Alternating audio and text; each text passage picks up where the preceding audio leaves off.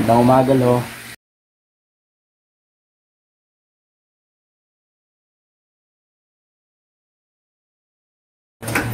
Oh, pre, gising ka na pala. Almusal ka muna. Salamat, pre, ah. Hindi ka ba papasok? Ang oras na. Oo, pre. Ang oras na kayo, malilate na rin ako. Maliligo na rin ako. Ay. Salamat dito, pre, ah. Here. Ako nga pala, Cisco.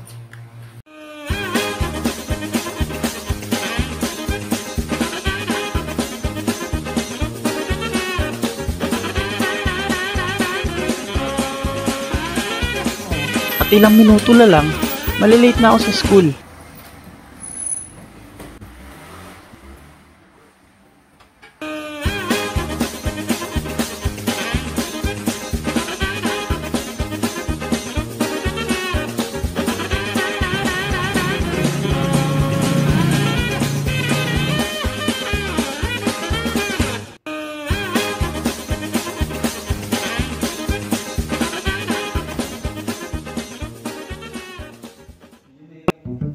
Oh, baka ay nakakala nyo, di ako nag-aaral ng mabuti. Hindi naman, matalinaw lang. Lord, sa umagang ito, sa buong klase namin pong natutunan, maraming salamat. You only live once lang kasi, sabi nga nila. Kaya chill-chill lang tayo mga tropa. Hindi naman tayo competitors masyado eh. Gimmick-gimmick lang pag may time. And enjoy the moment.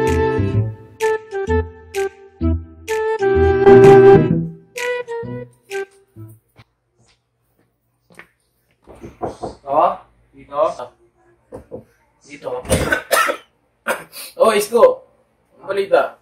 Okay lang po. O saan ka galing? Kakagaling pa ako sa school. School ko, pasok ka muna. Salamat po. Salamat po.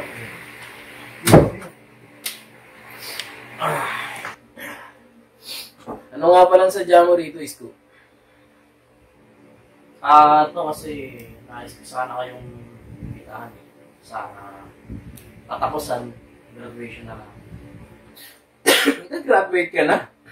Hindi yan nagtaas sa'yo, ah. Mukhang dinala mo yung sinasabi ng lolo mo noon na mag-aaral ka mabuti at maghanap ka ng magandang trabaho. Opo to. Hindi ko naman nakakalimutan yung mga sinabi ni Lolo sa akin. Mabuti naman. Mabuti naman ako ganun. Kung ngayon gagraduate ka na, huwag masayakan yung oportunidad na makahanap ng magandang trabaho. Kasi, graduate ka na, madali ka na makakapasok yan. Makakuha ka na kaagad ng magandang trabaho, sinasabi ko sa iyo. Ayan ang sabi din sa akin ng lolo mo. So, paano to? Makakasama pa ka sa katapusan? I-message na lang kita. Tapos sabihin mo kung pwede ako, ha? Sige.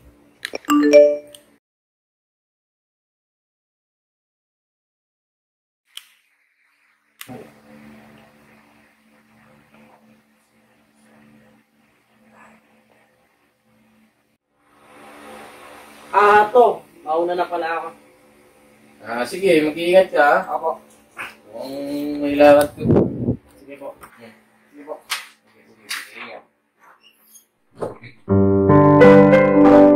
Ayan nga pala si Tito Jose.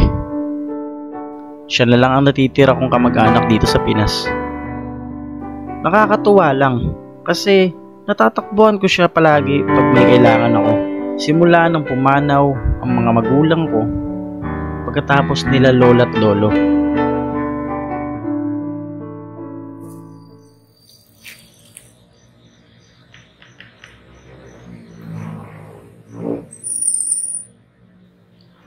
Dumaan muna ako ng Mollers bago kay tropa. Malapit naman ang bahay nila eh.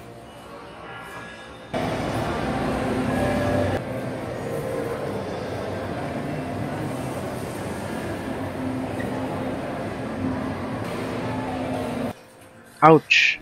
8 lang ang pera ko. Mahal eh. Hindi ko afford.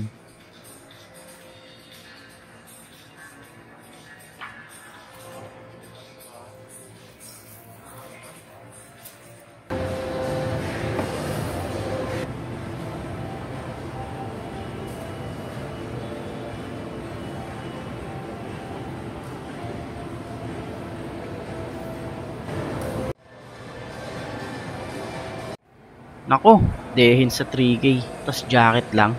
No way. Mga mayayaman lang kasi nakakabili nito eh. Alam niyo naman, pang-DB source lang talaga abot ng RFs ko. Tara, labas na tayo.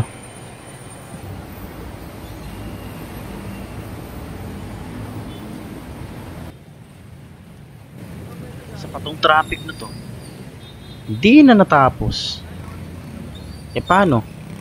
Pati yung mga bulok na sasakyan nung panahon pa ni Mahong, pinapatakbo pa. Buti na lang naglakad talaga ako.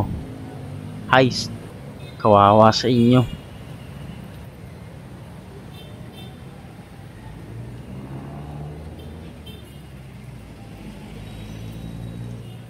Punta na nga ako kay tropa.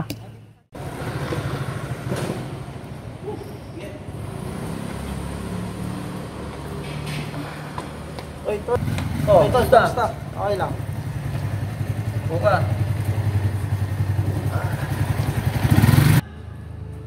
Ayos ko, kumusta na? Ito, okay lang. Sa katapusan, graduation na namin. Buti ka pa. Ikaw, nakahanap ka na ba ng trabaho mo? Wala. Hirap maghanap ng trabaho. Nakaka-urat ang sistema rito sa Pilipinas. Kaya nga ako, pre, hindi ko na iniisip muna yan. Tsaka na yan. Marami pa namang panahon eh. Ano muna, YOLO. Alam mo ba yun? Nga pala. Papakita ko sa'yo. Oh, ready ka na ba? Ito na. Ano naman yan? Hintay ka lang.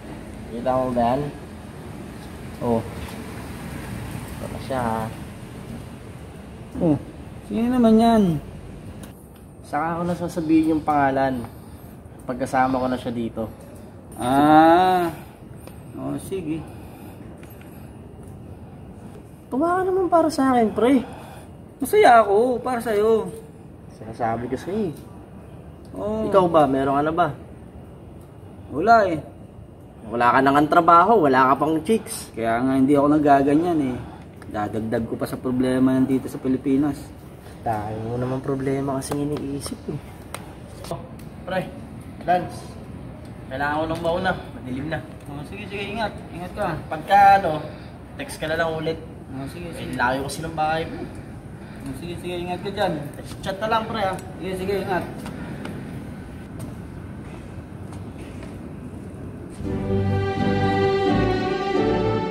Ito na nga ang araw ng graduation ko. Marketing ang kurso ko. Nakapunta rin naman si Tito. Kaso patapos na.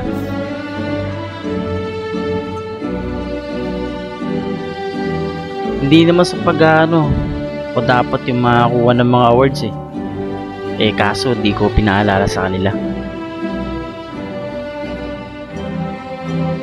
Nagpapasalamat ako sa mga taong tumulong sa akin. Lalo na sa tropa kong walang relo. Kasi pinatira niya ako sa kanila. At kay Tito naman sa mga financial aspects.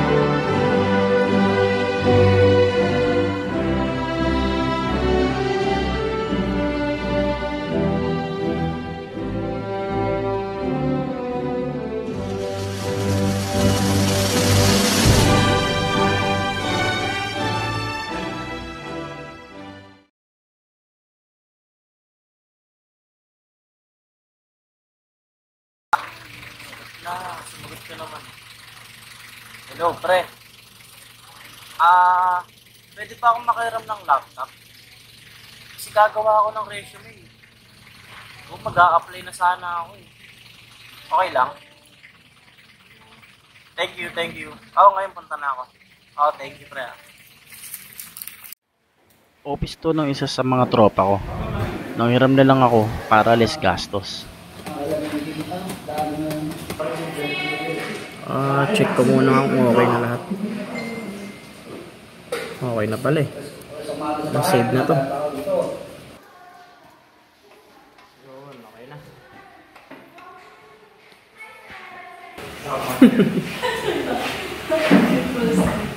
Punta nga ako. Ito si Mia. Siya yung pinakita ko kay Lance tropa.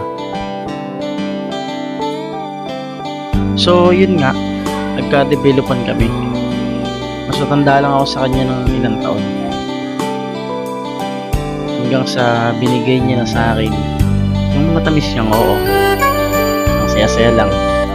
Sobrang saya.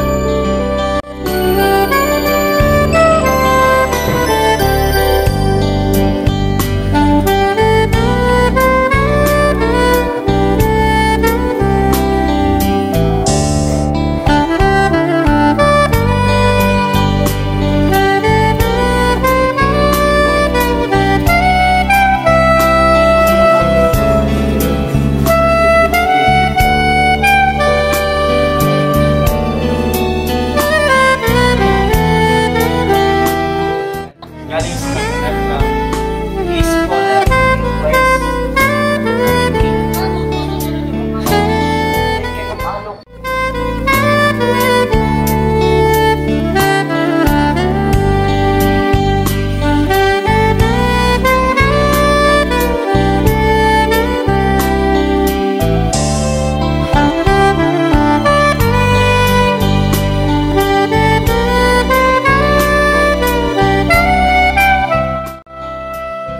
Paglipas ng isang buwan ay nagdadalang tao na si Mia. Di na muna siya pumasok sa work dahil sa lagay niya. Inabot din ng 3 buwan bago ako makahanap ng trabaho. Buti na lang, may naipon siya na sapat sa amin para sa mga pangangailangan sa loob ng 3 buwan. Wala na tayong magagawa eh. Gusto ko pa sanang ituloy ang kwento. Basta panoorin nyo na lang.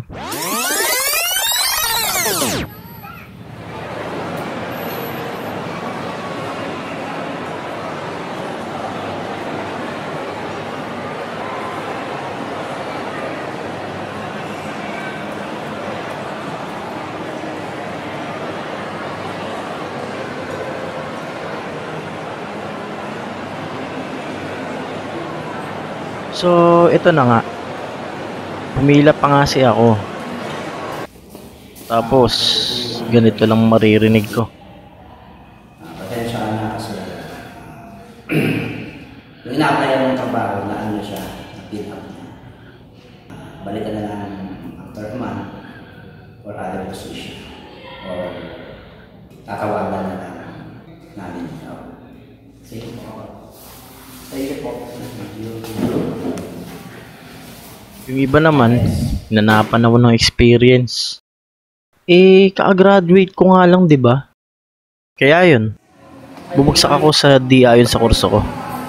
Madali lang daw ma-promote dito. Dati si ate, first floor lang.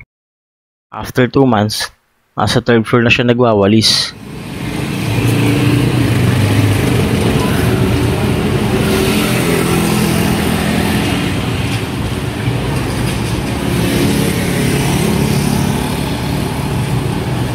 Hello, Mia. Magpapadala na ako. Magpapadala na nga ako kasi nandito na nga ako sa remittance center. Ha? Alam mo, sa hospital na naman. Tapos panggatas pa. Maliit na sasahurin ko ngayon, Mia. Kinaltas na lahat ng bali. Ano ba naman yan? Sige. Magpapadala na nga ako. Sige na. Okay, sige. Sige na, babay na.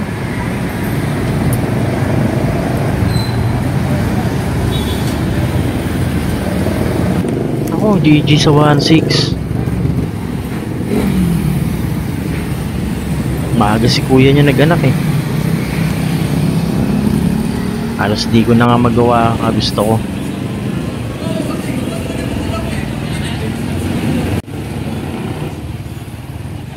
Araw-araw, ulit-ulit na lang. Paikot-ikot. Papasok sa umaga. Uwi ng alas 6 ng gabi. Kakain. Matutulog. And repeat. Hanggang sa ito na nga.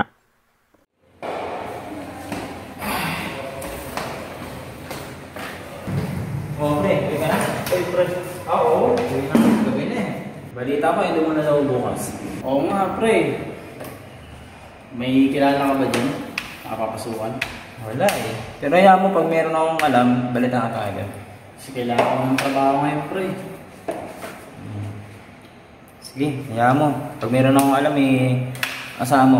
May number ka naman sa akin, di ba? Oo. Sige, text ka agad. Sige, ingat ka na lang. Pasok na ka, pre. Okay, sige.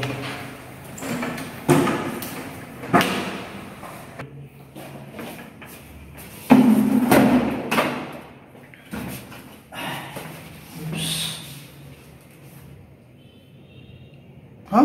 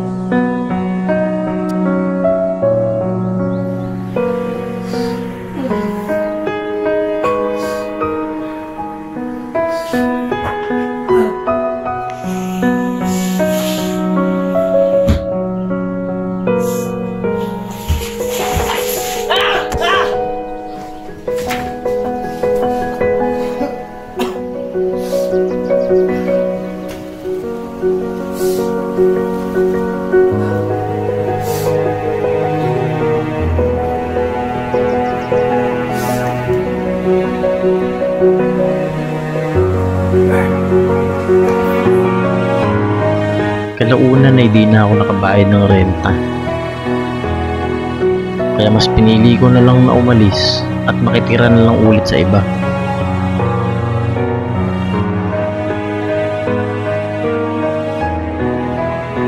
Sinubukan kong bumalik kay tropa, ngunit di na siya doon nakatira.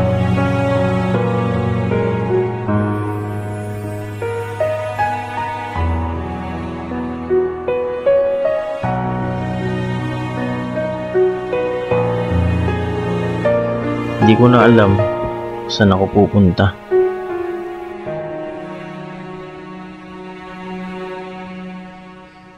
Kay Tito.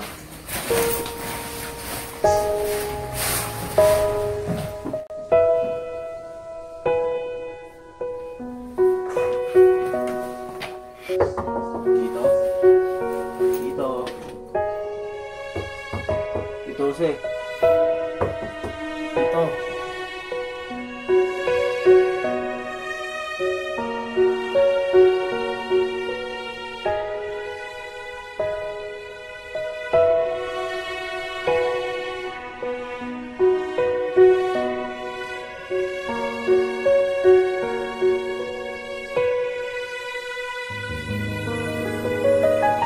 Kung saan ako nagpunta.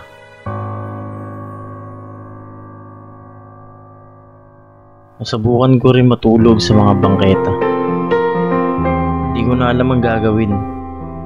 Kaya ito na lang ang nakikita kong solusyon sa paghihirap ko. Apo. Walang mawawala sa'yo. Kung susubukan mo. Kung kaya nila, kaya mo rin.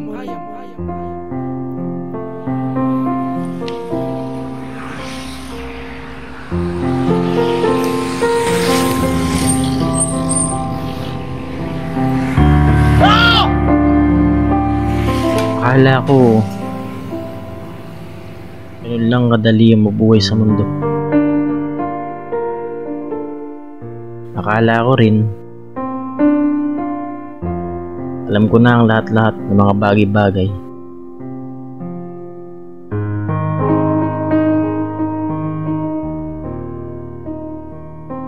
Hindi pa pala.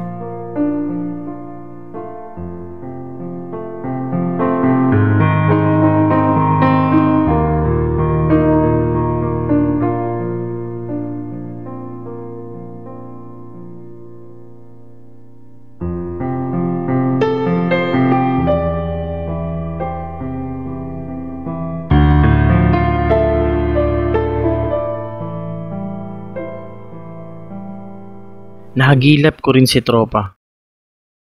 Kaya sa kanya na lang muna ulit ako nakitira.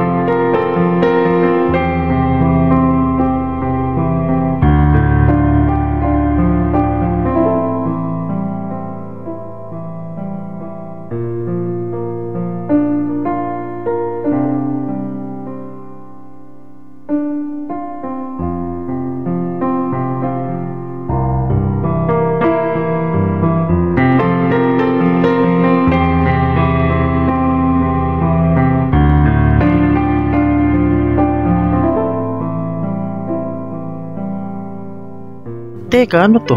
Mukhang maganda to ah.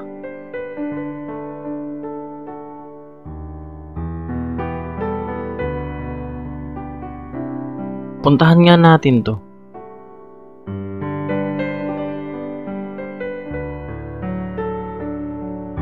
Ay nako, sardinas na naman.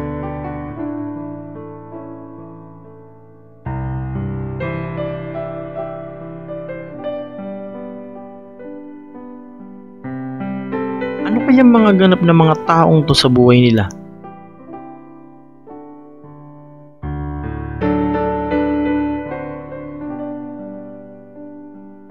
Naiintindihan ko kung galing kayo sa mahirap, naiintindihan ko kayo. I don't know kung ilan kayo sa pamilya, we are 9. Sino sa inyo siyang magkakapatid? Siyang kami. Because sobrang hirap sa Quezon, February, sabi ng nanay ko, punta na tayo sa bayan ng nanay mo, baka maganda-ganda buhay doon. Sobrang hirap. Sa time sabi ko, pag tinanong ko sa nanay ko, yung kanilang kasaysayan, mula sa tatay, mula sa lolo, kalululo, galing sila sa mahirap na pamilya. Pwede ka pang liwanag kung galing ka sa pinakamahirap na pamilya. Alam mo, pag mahirap ka pala, ang feeling wala ka na rin talaga sa pamilya. Wala pumapansin sa'yo. Kasi, pwede ka palang maging negosyante kahit mahirap ka.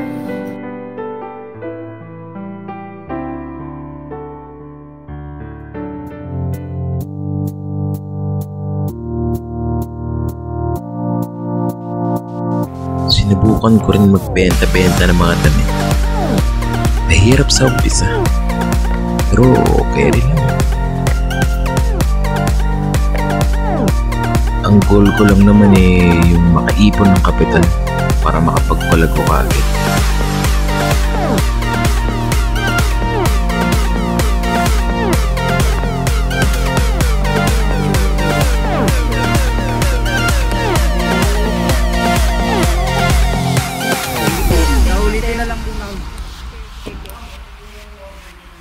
Pagkalipas lang 5 taong pagpapalago, di ko na kinailangan mga muha.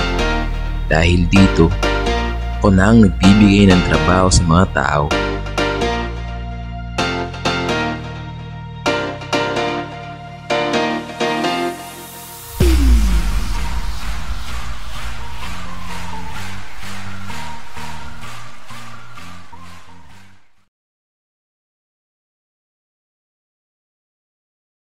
Sir, saan tayo, sir? Sa ano tayo? Sa Kamuning. May seminar akong pupuntahan. Sige po. Sige.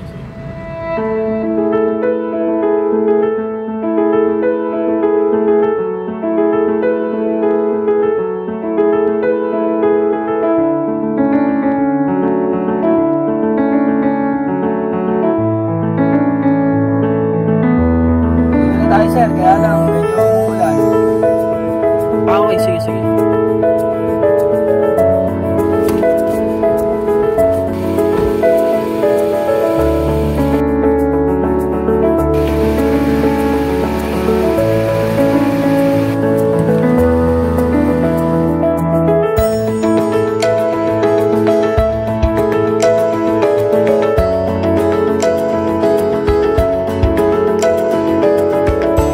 Tupad ko na rin ang mga pangarap ko.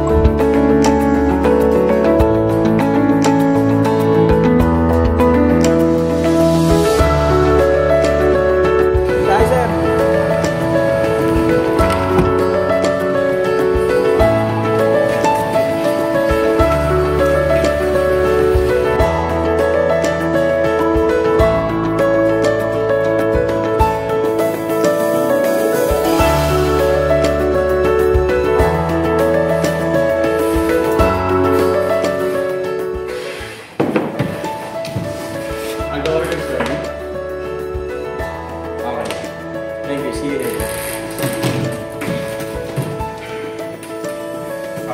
binibigyan ko rin ng mga trabaho ang mga tropa ko. Kasi kung di dahil sa tulong nila, wala ako sa kinatatayuan ko ngayon.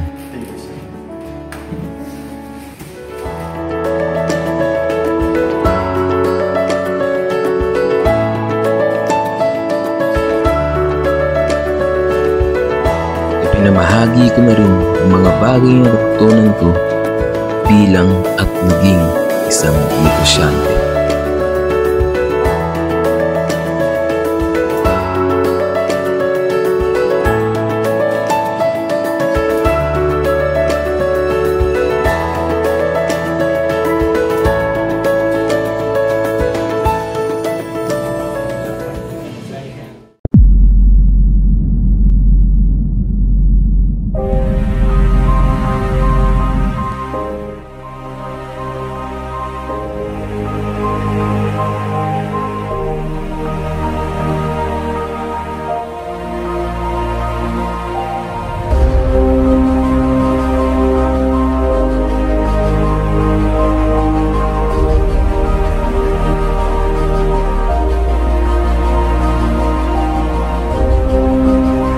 Dahil sa bawat tandang pananong, tila ba ako'y nakakulong, mga isinisigaw sa loob ngunit sa labas si binubulong.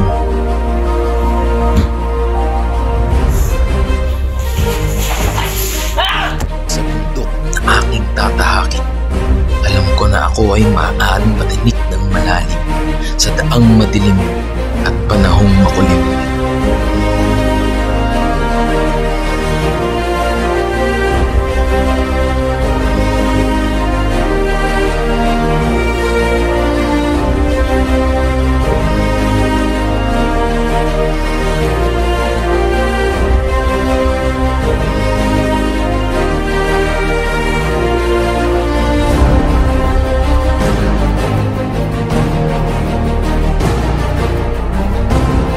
Okay nang matalo na lumaban kesa matalo na hindi mo sinubukan.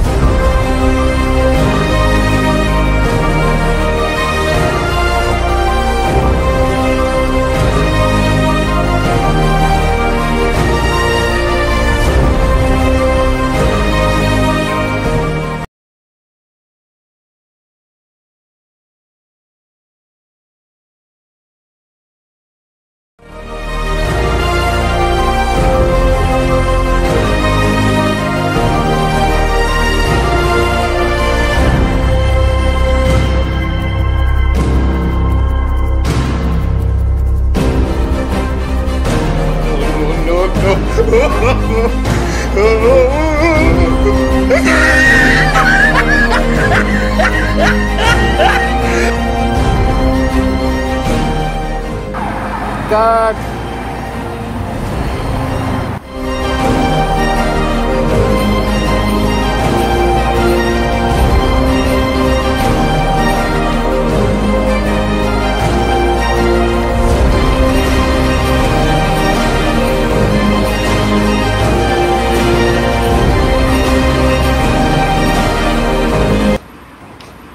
Alam mo ba saan galing sa itang digod? Yung sa itang digod, yung sa itang digod, yung sa itang digod. Galing sa North America, East Poland, West Argentina, Argentina, Argentina, Argentina, Argentina.